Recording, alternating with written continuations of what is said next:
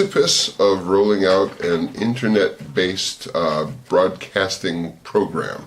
Let's call it that. That's right. And it's going to be called Scratching the Surface, and we welcome you, John. How are you this morning? Thank you very much. Good. Yourself? So I'm just ducky.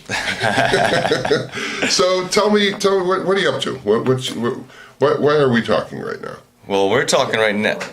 We're talking right now because I am trying to get this message out and just trying to wake people up to the fact of what's going on in the world around us. And for instance, 6 corporations own 90% of the things that people see, hear, and read in America, and they believe everything the media says. Who they? I wouldn't say everybody, but a lot of the population does. Mm-hmm. Just a majority. Not critical consumers of media. No. Right. I guess I would agree with that. So, the counter message then that you are hoping to disseminate. The counter message is this is the thing when it comes to a counter message. It's like it's like going fishing. You have to throw out your line and hope somebody bites. Have the information available there when they do bite, because trying to actually deliver people information that can't believe a surreal thought like that, sometimes it's tough it's too much for somebody to handle. Well, I don't know. I don't think it's entirely surreal that in fact, we were just talking before you came in. We had some other guys in here talking about climate change and as a political football, not right. so much as a scientific inquiry. And where's my? Well, there is HARP. I mean, there is the chemtrails. I mean, chemtrails are clear in the sky all day. I mean, they're definitely spraying stuff in the sky. Well, that's exactly. Well, yes, and that's openly acknowledged. That's geoengineering. That's exactly what we're talking about. The geoengineering up in the sky.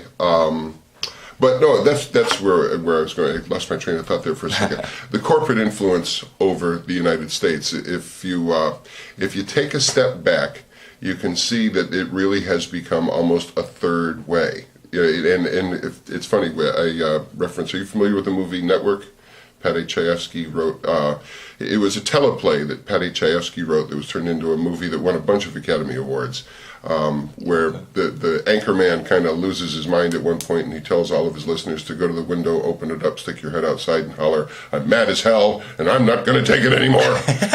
and it was a backlash against corporate influence in the United States. Now, we have been raised here as there are basically 2 competing poles in the ideological universe. There is the capitalist pole and there is the communist pole. Where somewhere in the middle of that, you have this kind of a hybrid where corporations are seen as people, yet they're not people.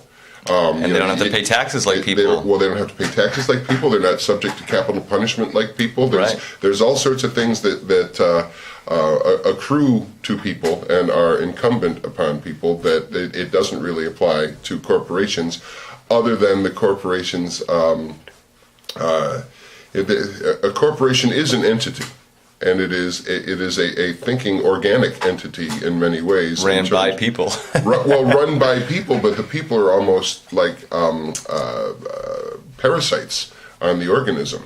As far as they make the corporation go, even the CEOs, as powerful as they think they are, if they suddenly stray too far from the general gist of what the corporation is trying to accomplish, or what corporations in general, in concert, are trying to accomplish, then all of a sudden that CEO is not working there anymore. Exactly. Or the corporation ceases to exist anymore. It is a very interesting. It's easy to assign conspiracy theories to this model of governance. Yeah. But regardless what conspiracy theory you might favor, it is something happening now that the likes of which we haven't seen since over 100 years ago, when Teddy Roosevelt started busting the trusts all over the United States.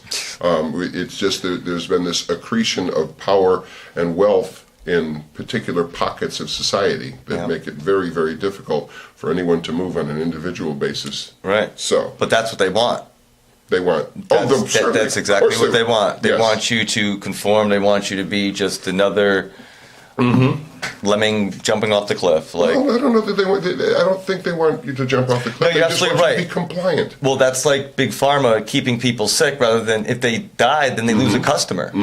I mean, they don't want to. And toward that end, you can. And there is your model. There is your model. I had a discussion with my 13-year-old son yesterday as we were coming back from a play about Einstein and Picasso. Yeah. Which I sound like the most pretentious, nerdy dad in the history of the world. But if you look at the whole issue of Obamacare, whether or not you approve of the model, it doesn't matter. What I'm saying is, if this model succeeds, what you are seeing is a counterstrike against the status quo, where all of a sudden the control over healthcare does not accrue entirely to big pharma and big insurance. People get much more of a say in what's going on. And the transactional aspects of that industry are much more transparent than they have been. And one of the things that's come up that people have been so absolutely hell-bent on obstructing the advance of Obamacare for reasons that sometimes you get the sense they don't even understand why they're against it. They've been told that they're against it. You don't like this thing because it's a bad thing. It's impairing your freedoms, or all these catchwords and phrases and stuff like that. If this thing does catch on, this same model of basically deconstructing and reconstructing healthcare, education, maybe the holy grail would be campaign finance. There are all sorts of things that we settle into a status quo where there really is no democratic control over what's going on. Right. Well, I mean, like when it comes to education, like it's clear that in every single state, I don't think there's one where prisons don't get more funding than schools. Prison industrial complex. We were discussing that as well. I mean, right now there is a movement afoot. And this here, talk about your test case. There is a movement afoot right now to reduce by 70% the mandatory minimum sentences attendant upon drug crimes that do not involve violence or firearms. Okay, and so you're still gonna go to jail if you break the law, but you don't necessarily have to have your life ruined. And more to the point, you don't sit rotting in a jail cell for the same amount of money that it costs to put somebody through a year of college every year. It's just absolutely crazy. Go ahead. College is another thing that is completely off the rails. I mean, the debt, I believe, is in the trillions. It's in the trillions, and it's also student loan debt is in the trillions, and it's like really like student loan debt is in the trillions. Wall Street can borrow at 0.75, and students can't. A lot of people picked that. That was really? Elizabeth Warren was the one who she really pushed that meme out there, and it's a very valid point. You get Jamie Dimon and Goldman Sachs can borrow money at 0.75%, whereas some kid coming out of school with and this is part of the problem as well. You got a kid graduating from school. This is a worst case scenario, but it is possible to graduate from school with a degree in like Inca art history. Okay, something where they're not lining up to hire you for your specialization in your degree. Right. And you got a $250,000 debt on your back. You went to a really, really nice school, and you borrowed a bunch of money, and you spent that summer abroad, so it took you 5 years instead of 4, and all of a sudden you're coming out of college with a virtually unhirable background. That American dream is gone now. Well, it's stressed to the point where, every time we think the American dream is gone. I was listening to a discussion on the way in this morning about The Grapes of Wrath, John Steinbeck's book, and how it remains current even though we're living in a completely different world right now. When the system gets to a point where it can't stand the stress anymore, it breaks, right, and it comes back together again. It's like smashing a puddle of mercury. It all collects back together again. I don't see how it can come back together again after it's broken, though, and it's going to take hundreds of years to do. I mean, people are pretty resilient. We came back from the Civil War pretty quick. We came back from World War II pretty quick. We came back from the Great Depression pretty quick in the overall scheme of things. It didn't happen overnight, but it happened within a generation. True. So, going to have to take a quick break here. John Santiago is our guest. He is the impresario behind an internet broadcast coming soon to a YouTube. Station. Yep. A YouTube station near you. It's called Scratching the Surface. You're listening to The Morning Show on Stereo 1230 WBLQ.